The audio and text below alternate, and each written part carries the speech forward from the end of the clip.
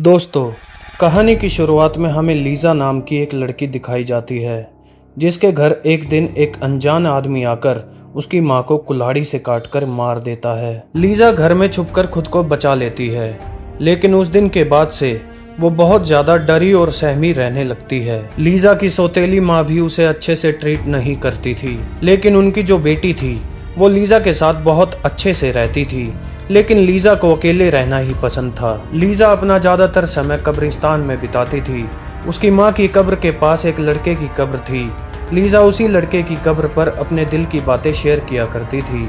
जब वो लड़का जिंदा था तब वो एक जाना माना म्यूजिशियन था। उसे उसकी गर्लफ्रेंड ने धोखा दिया था, जिसके गम में वो उसी कब्रिस्तान में आकर बैठा था। तभी अचानक तेज तूफान के साथ आई बिजली उसके ऊपर गिर जाती है, जिससे वो मर जाता है। इतने समय में सिर्फ लीज़ा ही उसकी कब्र पर आकर उससे बातें किया करती थी। इसके बाद दिखाते हैं कि लीज़ा की बहन उसे अपने साथ पार्टी में ले जाने के लिए बोलती है। लीज़ा उसकी बात मानकर पार्टी के लिए चल देती है। फिर पार्टी में जाकर उसकी बहन तो अपने दोस्तों के साथ बिजी हो जाती है, लेकिन लीज़ा वहां फिर से अकेली हो जाती है। तभी एक लड़का लीज़ा को ड्रिंक ऑफर करता है। लीज़ा भी वो ड्रिंक पी लेती है, जिससे उसको नशा हो जाता है। वो लड़का लीज़ा के साथ जबरदस्ती करने की कोशिश करता है, लेकिन लीज़ा वहां से खुद को बचाकर भाग जाती है। पार्टी से लीज़ा सीधा कब्रिस्तान में उसी लड़के की कब्र के पास चली जाती है। लीज़ा उस इंसिडेंट से बहुत दुखी थी। तभी उस लड़के की कब्र पर बोलती है कि काश तुम मेरे पास होते। इसके बाद लीज़ा अपने घर चली जाती है। फिर दिखाया जाता है कि फिर से तूफान आने वाला है और बादलों में हरे रंग की बिजली चमक रही है। वहीं लीज़ा गुस्से में अपने घर में एक शीशा तोड़ देती है और इसी के साथ आसमान से बिजली गिरती है। वो बिजली सीधी उसी लड़के की कब्र पर गिरी थी, जिससे वो लड़का जिंदा हो जाता है। अगले दिन सुबह जब लीज़ा सोकर उठती है तब उसकी सौतेली माँ उसे बहुत डांट लगाती है, क्योंकि उसने रात में एक शीशा तोड़ दिया था। वो लीज़ा से उस शीशे के पैसे मांगती है। इसमें लीज़ा के फादर भी कुछ नहीं बोलते। अब उस नुकसान की भरपाई करने के लिए लीज़ा एक पार्ट टाइम जॉब करने लगती है। काम से जब वो घर आती है तो देखती है कि सब लोगों ने खाना खा लिया और इसके बाद वो लोग मूवी देखने के लिए जाने का प्लान करते हैं। लीज़ा की बहन उसे भी साथ चलने के लिए बोलती है, लेकिन लीज़ा उसे कहती है कि वो आराम करना चाहती है। उन लोगों के जाने के बाद लीज़ा टीवी में एक हॉरर मूवी देखने लग जाती है। इसी समय उसके घर में कोई आ जाता है जो देखने में ज़ोंबी की तरह लग रहा था। लीज़ा उससे बचकर भागती है। भागती हुई लीज़ा छत पर लटक जाती है। वो वहां ज़्यादा देर तक नहीं होल्ड कर पाती और उसी ज़ोंबी के ऊपर गिर जाती है। उसके मुंह से हरे रंग का एक लिक्विड लीज़ा के ऊपर गिरता है। गार्डन में चले फवारे से उसके ऊपर लगी मिट्टी हट जाती है। वो घर में आकर लीज़ा को इशारों में बताता है कि मैं वही ग्रेव वाला लड़का हूँ जिससे तुम बात किया करती थी। मैं तुम्हारी उस विश की वजह से जिंदा हो गया हूँ जिसमें तुमने कहा था कि काश तुम मेरे पास होते। लीज़ा अभी भी नहीं समझ पाती। उस लड़के से बहुत बुरी स्मेल आ रही थी।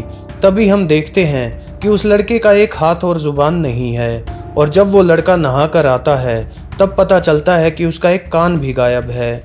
इसके बाद वो लीज़ा को समझाता है कि उसे अपने मिसिंग बॉडी पार्ट्स ढूंढने के लिए लीज़ा की हेल्प चाहिए। अब लीज़ा कुछ जवाब देती उससे पहले ही उसकी फैमिली घर वापस आ जाती है। घर की हालत बहुत खराब हो रखी थी। ज़ॉम्बी से बचकर भागने के चक्कर में लीज़ा ने बहुत तोड़फोड़ मचा रखी थी। ये सब देखकर लीज़ा की सौतेली माँ बहुत गुस्सा हो जाती है। वो लीज़ा को पागल बताते हुए उसके फादर को बोलती है कि अब लीज़ा को पागल खाने में भर्ती कराना ही पड़ेगा। लीज़ा उन्हें सारी बातें समझाने की कोशिश तो करती है कि कैसे वो लड़का वहां आया था, लेकिन कोई भी उसकी बात पर यकीन नहीं करता। ये सब वो लड़का भी छुपकर सुन रहा था। फिर लीज़ा रोते हुए सोने चली जाती है और वो लड़का लीज़ा की अलमारी में सो जाता है। सुबह होने पर वो लड़का खुद ही लीज़ा को एक ड्रेस देता है और लीज़ा उसे पहनकर बहुत ही कॉन्फिडेंस के साथ कॉलेज जाती है, क्योंकि लीज़ा पहली बार अकेला फील नहीं करती। तभी कॉलेज में एक लड़का लीज़ा के करीब आने की कोशिश करता है, लेकिन तभी लीज़ा की बहन आकर उसे वहां से भगा देती है, क्योंकि उसकी नज़र में वो अच्छा लड़का नहीं था। इसके बाद हम देखते हैं कि लीज़ा की सौतेली माँ खाना खाने जा रही होती है। तभी वो लड़का उन्हें चकमा देके उनके खाने में कीड़ा डाल देता है, क्योंकि वो लड़का भी अब उसकी माँ को पसंद नहीं करता था। उस कीड़े को देखकर उस औरत को लगता है कि ये भी लीजा की ही शरारत है। फिर वो ठान लेती है कि अब तो लीजा को पागल खाने जाना ही होगा। वो लीजा को ले जाने के लिए उसके रूम में जाती है। वहां वो गुस्से में आके लीजा को बहुत गालियां देती है। तभी वो लड़का पीछे से उसके सर में फ्लावर पॉट मारकर उसे मार देता है। लीजा ये देखकर घबरा जाती है, लेकिन उसे इसका ज्यादा दुख नहीं होता क्योंकि वो औरत लीजा को शुरू से ही पसंद नहीं थी। वो लड़का फिर उस औरत का कान काट लेता है। फिर वो लोग उस लाश को उस लड़के की कब्र पर ले जाते हैं और लाश को वहीं दफना देते हैं। इसके बाद घर आकर वो लड़का लीजा को कान देते हुए कहता है कि ये कान मेरी बॉडी पर सी दो। लीजा वो कान सी तो देती है, लेकिन वो लड़का उससे सुन नहीं पाता। फिर वो लड़का लीजा के हाथ पर बिजली का मार्क बनाकर उसे समझाता है कि वो कान तभी काम करेगा जब उसे बिजली का झटका लगेगा। इसके बाद लीजा उस लड़के को अपनी बहन के टैनिंग बेड में लिटा देती है, जो कि करंट मारता था। वो लड़का जब उस टैनिंग बेड से बाहर आता है तब वो कान काम करना शुरू कर देता है। अब लीजा अगले दिन कॉन्फिडेंस के साथ तैयार होकर कॉलेज जाती है। उसका बदला हुआ रूप देखकर कॉलेज में सभी लोग उसे नोटिस करने लगते हैं और लीजा पूरे कॉलेज में फेमस हो जाती है। इसी बात का फायदा उठाते हुए लीजा उसी लड़के से दोस्ती कर लेती है जिसने स्टार्टिंग में उसके साथ बदतमीजी की थी। ये दोस्ती वो अपना बदला लेने के लिए करती है। इसके बाद लीजा उस लड़के को कब्रिस्तान में ले जाती है। वहां वो कब्र वाला लड़का पहले से ही छुपा हुआ था। वो उस लड़के का हाथ पकड़ लेता है और उसे काट देता है। अब उसे अपना हाथ भी मिल चुका था। हाथ काटने के बाद वो बदमाश लड़का मर जाता है।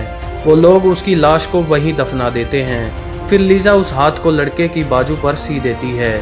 इसके बाद वो लड़का फिर से करंट के झटके के लिए उस टैनिंग बेड में लेट जाता है और अब उसके दोनों हाथ नॉर्मल लोगों की तरह काम कर रहे होते हैं। हाथ ठीक होने के बाद वो लड़का लीजा के लिए पियानो बजाता है। लीजा अब अपनी लाइफ से बहुत खुश थी। वो दोनों काफी अच्छे दोस्त बन जाते हैं और एक दूसरे के काफी करीब भी आ जाते हैं। लीजा बहुत ज्यादा खुश थी, लेकिन वहीं उसके बाकी घर वाले बहुत परेशान थे क्योंकि उसकी माँ काफी दिन से गायब थी। पहले तो उन लोगों को लगता था कि वो किसी कॉन्फ्रेंस के लिए गई होगी, लेकिन दिन ज्यादा होने पर वो लोग परेशान हो जाते हैं और जब वो लोग इंक्वायरी करते हैं तब उन्हें पता लगता है कि वो तो उस कॉन्फ्रेंस में गई ही नहीं थी। लीजा के फादर पुलिस में उसकी माँ की मिसिंग कंप्लेंट कर देते हैं। ये बात लीजा को भी परेशान कर देती है। लीजा उस लड़के को कहती है कि हमने 2 मर्डर की और तुम तो पहले से ही मरे हुए हो, तो तुम्हें तो कोई पकड़ेगा नहीं। पुलिस तो मुझे पकड़ेगी और शायद मुझे फांसी भी हो जाए। फिर लीजा कहती है कि वो मरने से पहले अपनी कुछ विशेष पूरी करना चाहती है। उनमें से पहली विश ये थी कि वो अपना एक दिन अपने क्रश के साथ गुजारना चाहती है, लेकिन जब वो कॉलेज जाकर देखती है तो उसका क्रश आया ही नहीं था। साथ ही उसके एक क्लास फेलो के मरने की खबर भी कॉलेज में फैल जाती है। उसी की इन्वेस्टिगेशन के लिए पुलिस भी कॉलेज आती है। क्योंकि उस लड़के ने लीजा के साथ पार्टी में बदतमीजी की थी, इसलिए काफी लोगों को शक था कि लीजा ने ही उस लड़के को गायब किया है, लेकिन लीजा के खिलाफ पुलिस को कोई भी सबूत नहीं मिलता। अब वो कब्र वाला लड़का भी दिन में घर से बाहर निकलता है। वो एक आदमी से उसके कपड़े और उसकी गाड़ी लेकर घूमने निकल जाता है। वहीं सड़क पर ड्राइव करते टाइम उसे लीजा मिल जाती है। लीजा अपने क्रश के घर जा रही थी। वो लड़का लीजा को कार में बिठाकर उसके घर ले जाता है। वहां पहुंचकर वो देखती है कि उसकी बहन उसके क्रश के साथ उसी के बेड में थी। ये देखकर लीजा को बहुत गुस्सा आता है और लीजा को गुस्से में देखकर वो कब्र वाला लड़का लीजा के क्रश पर हमला कर देता है और उसके टुकड़े टुकड़े कर देता है। इसके बाद वो लीजा की बहन को भी मारने वाला होता है कि तभी लीजा उसे ऐसा करने से रोक देती है। इसके बाद वो लड़का वहां से अपनी कार लेके चला जाता है और लीजा भी अपनी बहन को लेकर वहां से निकल जाती है। वो उस लड़के का पीछा करते हुए उसी कब्रिस्तान में पहुंच जाती है। वहां गाड़ी पर रखी कुल्हाड़ी देख लीजा सोच में पड़ जाती है कि इस लड़के की वजह से अब उस पर 3 मर्डर्स के इल्जाम हैं। इतने में उसकी बहन वहां से बचकर भाग जाती है।